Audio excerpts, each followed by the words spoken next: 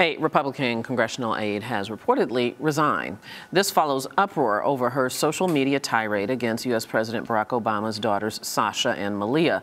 Elizabeth Lawton sharply criticized the first daughters about their appearance at last week's annual turkey pardoning at the White House.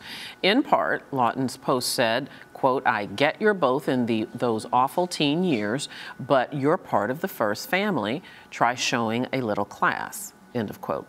Well, Doug Wead is a presidential historian and New York Times best-selling writer. He's the author of All the President's Children, Triumph and Tragedy in the Lives of America's First Families. And he joins us from Washington, D.C. Doug, hi, it's good to see you. Welcome to Arise America.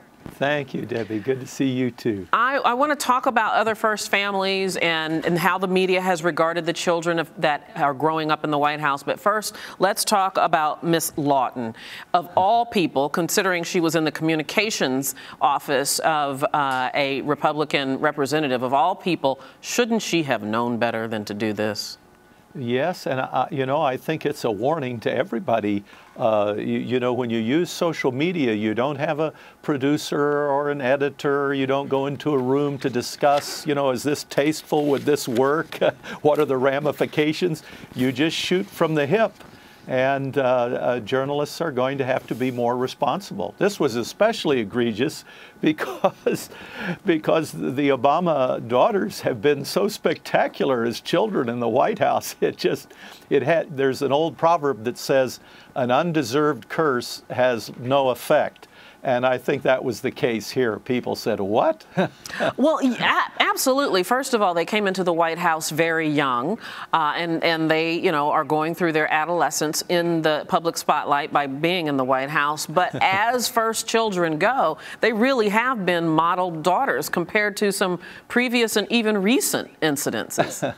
Absolutely. I mean, and the American people, are forgiving, and especially of young people, and in this terrible position that they have to take on, not by choice, but we forgave Patty Davis Reagan when she posed nude for Playboy, and we forgave the Bush twins for underage drinking and sticking their tongue out at the media. So everybody kind of thought, what? You say the Obama daughters were bored at the turkey pardoning ceremony? This anachronistic old ceremony probably should be getting the axe anyway. I think the Obama girls were onto something. Well, right. I mean, who really wants to go to a turkey pardon? The turkey notwithstanding, of course. And this was particularly mean and malicious. I want to read just a little bit more of Lawton's post. She said, then again, well, she starts saying, you're in those awful teenage years, but you're part of the first family. Try showing a little class. Then again, your mother and father don't respect their positions very much, or the nation for that matter. So I'm guessing you're coming up a little short in the good role model department. I mean, she really kind of ran off the rails here. She did, and there was a bitter attack against Chelsea Clinton at a very vulnerable age, vulnerable time in her life, and the parodies on Saturday Night Live of her, and then of Amy Carter. There have been some very mean-spirited attacks of children, and it's sad, but I will tell you this, you may be surprised, but it goes all the way back in American history. The Jacksons and the Harrison family, a very deep, bitter feud that left some of their children dead. They died from heartbreak and from disease, from these bitter rivalries, so it's too bad.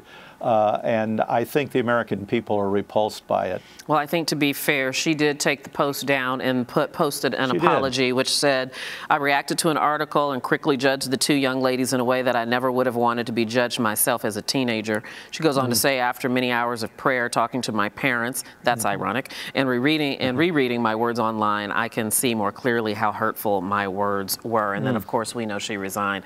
I guess I'm down to the last couple of seconds, but what do you make of the fact that Representative Stephen Lee Fincher, for whom she worked, has made no comment in this whole debacle?